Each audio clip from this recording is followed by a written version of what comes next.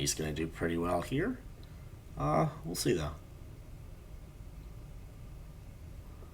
Doo-doo-doo. Henry Portrait of a Serial Killer. Oh, January 5th. This is the earliest we've ever had one of these. Yeah, I think that one is considered to be a must see film, especially for horror fans. Tremors is absolutely a must see film. And this is the best January we've had in a while. Tremors is wonderful. It's hilarious and scary and gory and well acted, and it's just great. That one was not inside of that book, and it should be. Revenge. What is this? That is definitely a poster from the 90s. The 90s just started. Did this movie set it off? Is this the formula everyone followed? Hunt for Red October is... So I was thinking about this one. This one I feel like is not on many must-see lists, and I think it's just because people assume everyone already has. It is. Oh, it's so good. I love Hunt for Red October. Everybody loves Hunt for Red October. If you haven't seen it, I don't know how that's possible, but you should. It's fantastic. Joe versus the Volcano. Yes, that is a must-see. People need to experience that movie. It is so strange and off the wall and funny, and you have no idea what is happening, but you're very glad that it is. Yeah, unashamedly, that's on this list. Shock to the System. I haven't seen that one, but I've heard it's pretty good. Teenage Mutant Ninja Turtles. Yep, that one's considered a must see. I just always like this title: The Cook, the Thief, His Wife, and Her Lover. There's a lot going on there. Crybaby. I don't think that one is. Poster sticks with you though.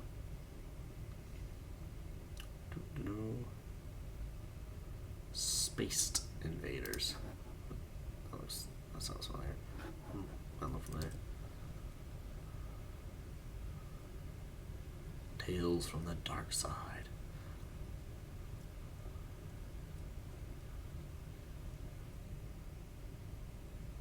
And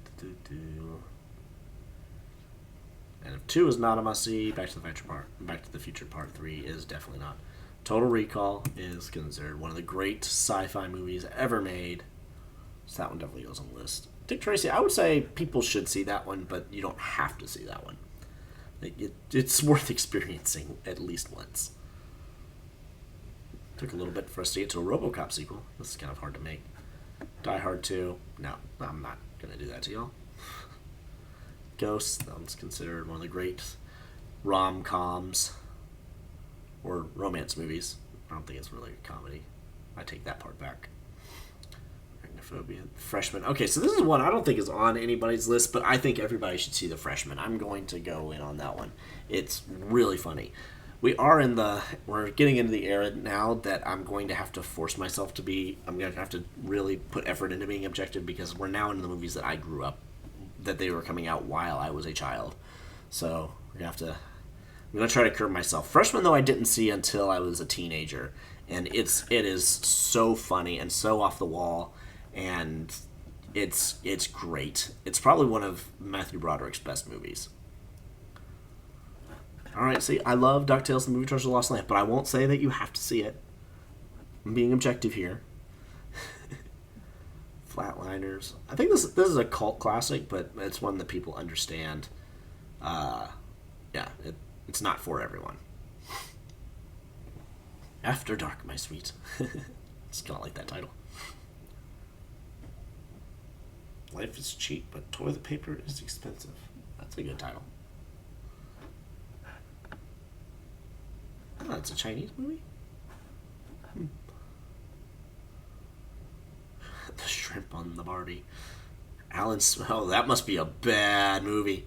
It's one of those that the director said he didn't want anybody to know who he was. Or he was in legal trouble. Who knows? But it's probably a bad movie. I've only heard of Cheech Marin. I don't think I recognize any of these other names.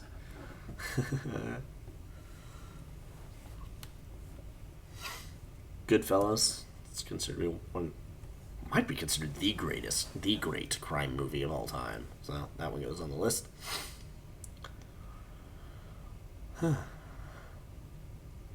1990 is not doing great as we come into October. I mean, it's destroying movies in the 30s and the 40s, but it's not doing great. Memphis Belle. That one, I would say that one's a must-see. Memphis Belle is a wonderful movie that I don't think enough people have seen. There's some... You can make an argument it's a must-see, but I wouldn't go with it. Alright, I'm going to let my wife down. Quigley Down Under is not a must-see. It's really good, but it's not a must-see. It's one of her comfort movies, and she grew up watching it, but objectively speaking, it's not one of the great movies of all time. I'm sorry. I too love Tom Selleck, but Home Alone is definitely a must-see. Rescuers Down Under? Yeah, I would say Rescuers Down Under is a must-see. It's great. Dances with Wolves is also considered a must-see. People really like Predator 2, but, well, some do. Misery, that one's considered a must-see. Oh, things got wonky here. Cyrano No to Bergerac. Nope. Grifters. Yeah. The Rookie. Oh, a cop rookie. John Ritter, did he play Frank Baum? What is this? Huh. Never heard of that. I'm kind of interested. Edward Scissorhands, that one's definitely a must-see. All right, 1990. Man, 1990 had a great November and December. Hamlet. That one is considered one of the great ones, but not one of the best sees.